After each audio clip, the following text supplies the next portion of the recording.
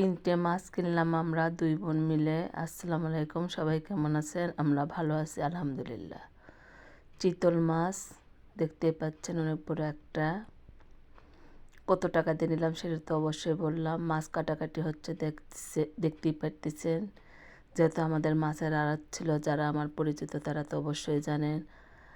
আর দেখেন কত বড় একটা রুই মাছ, কাতল মাছ। সুন্দরভাবে সবার দেখাচ্ছি, সবার সাথে শেয়ার করতেছি। দেখেন অনেক বড় একটা চিতল মাছ, 3 কেজি ওজনের। রুই মাছ 3 কেজি, কাতল মাছটা 4 কেজি। কত টাকা দিয়ে কিনলাম অবশ্যই বলবো, ভিডিওটা দেখতে থাকেন।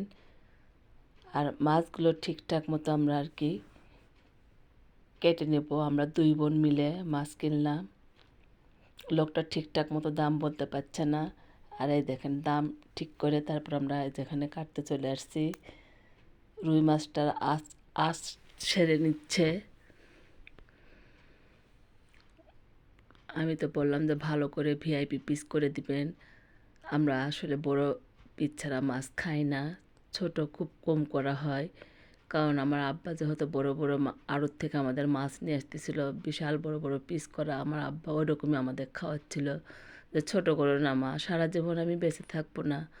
তখন আমার কথা তোমরা মনে করে এখন অনেক মনে পড়তেছে, যেহেতু আমার আব্বা আর পৃথিবীতে নেই। উনি প্রায় 3 মাস হয়ে গেল মারা গেছেন। আমার আব্বা আল্লাহ জান্নাত বেশি করে। সুন্দরভাবে ওনার থেকে কেটে নিচ্ছি। ওনারা একটু হলেও আমাদেরকে চিনেন। আর যে পাইকারের থেকে মাছলাম উনি তো আমার আব্বাকে চিনেনি। এই যে চিতল মাছটা সুন্দর করে বললাম যে ভালো করে পিস করে দেন, সেটা ওনারা দিচ্ছে।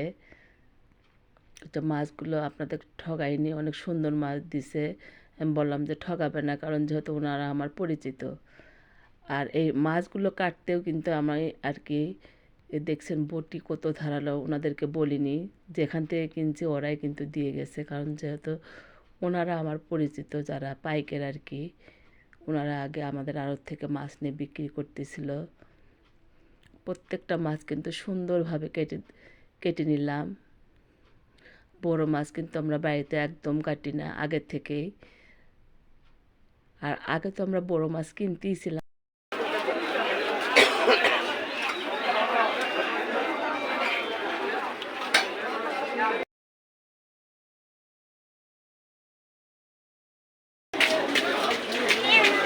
যা যা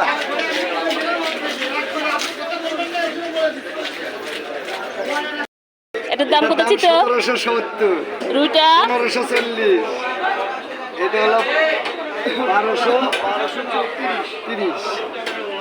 নাম বলেন।